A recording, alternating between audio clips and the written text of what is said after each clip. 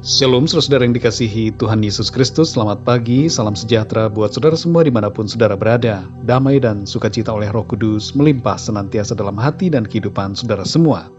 Sebelum kita mendengarkan renungan firman Tuhan, mari sama-sama kita siapkan hati dan berdoa. Kami mengucap syukur kepadamu ya Tuhan Yesus oleh karena kasih anugerah-Mu, berkat dan perlindungan-Mu atas kami sepanjang malam hingga pagi hari ini. Terima kasih buat kekuatan, kesehatan, dan berkat Tuhan. Saat ini kami mau mendengarkan kebenaran firman-Mu.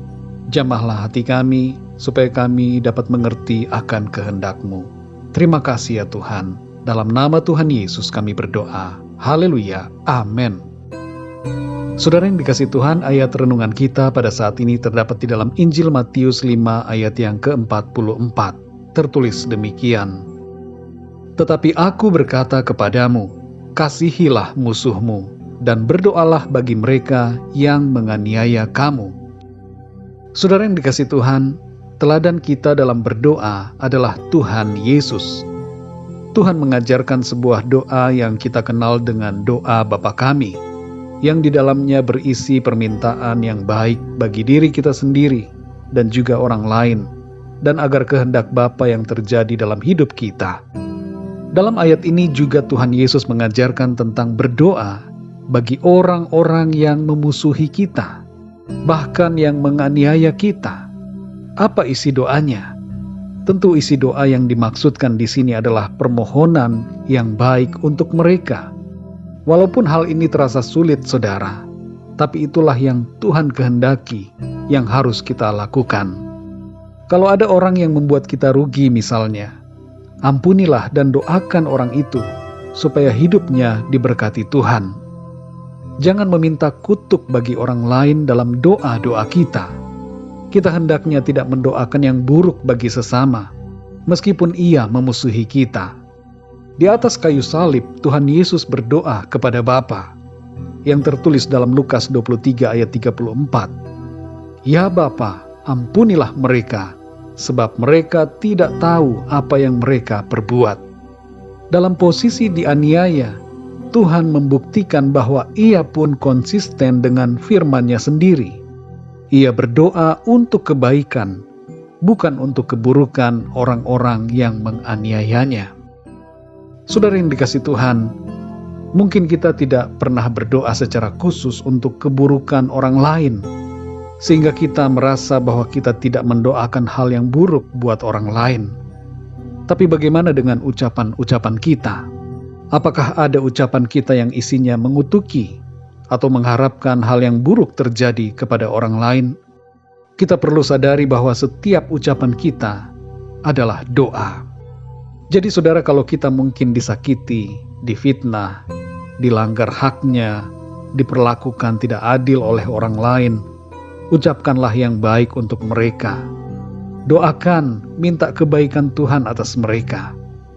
Ingat sekali lagi bahwa teladan kita dalam berdoa adalah Tuhan Yesus. Saudara yang dikasihi Tuhan, tentu dalam hal ini kita tidak boleh juga membiarkan kejahatan terjadi. Bukan ini maksud dari konteks ayat ini. Bukan berarti kita tidak boleh melawan ketidakbenaran. Tapi dalam konteks ini, keadaannya adalah kita membereskan hati kita, supaya tidak ada kepahitan terhadap orang lain. Namun yang ada hanyalah kasih Kristus yang menguasai, dan itu diwujudkan dengan mendoakan. Kalau kita sudah bisa mendoakan yang baik buat orang yang menganiaya, atau yang memusuhi kita, atau yang menyakiti kita, maka itu salah satu tanda bahwa kita sudah memiliki kasih yang sempurna seperti yang diajarkan Tuhan. Kita mungkin merasa tidak punya musuh, tapi coba pikirkan, adakah orang yang membuat kita tidak senang?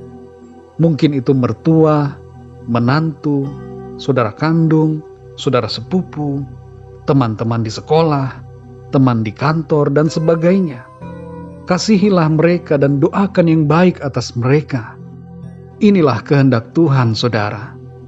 Dalam ayat 48 dari Matius 5 ini, Tuhan Yesus berkata, "Karena itu, haruslah kamu sempurna, sama seperti Bapamu yang di sorga adalah sempurna." Mari sekali lagi saudara, ucapkanlah dan doakanlah yang baik, untuk orang yang menganiaya atau memusuhi kita. Hati kita akan dipenuhi dengan kedamaian, dan hidup kita akan dipenuhi dengan berkat sorgawi.